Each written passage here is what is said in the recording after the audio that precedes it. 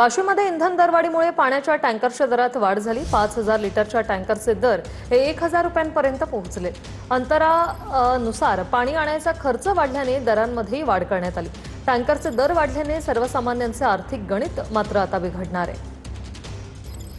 वाशिम जिल्ह्यात दिवसेंदिवस तापमानात मोठ्या प्रमाणात वाढ होत असल्याचं चित्र आहे। त्यासोबतच जर बघितलं तर दुसरीकडे जे प्रकल्प आहे असो, विहिरी असो, बोरवे आटत चालले असते, त्यामुळे अनेक ठिकाणी पाणी टंचाईचा सामना करावा लागत आहे। तर दुसरीकडे जर बघितलं तर आता या पाणी टंचाईसोबत जर बघितलं तर डिझेलच्या दरात वाढ झाल्यामुळे टँकरच्या जे पाणीसाठी जे उपलब्ध टँकर आहेत त्यांच्या दरातही वाढ झाल्याचं चित्र आहे। सध्या परिस्थिती जर बघितलं एका टँकर भरण्यासाठी 400 ते 450 रुपयापर्यंत दर लागत आहे। त्यासोबत जर बघितलं तर टँकरला जर पाणी ज्या म्हणजे ग्राहकापर्यंत नेण्याची वेळ टँकरद्वारे येत असते त्याच्या दरातही वाढ झाल्याचं चित्र आहे। परिस्थिती डिझेलचे दर वाढले त्यामुळे टँकरच्या दरातही वाढ झाल्याचं यावरून टँकर धारक हे सांगत आहे। कॅमेरामन सचिन राणेसह विठ्ठल देशमुख, TV9 मराठी।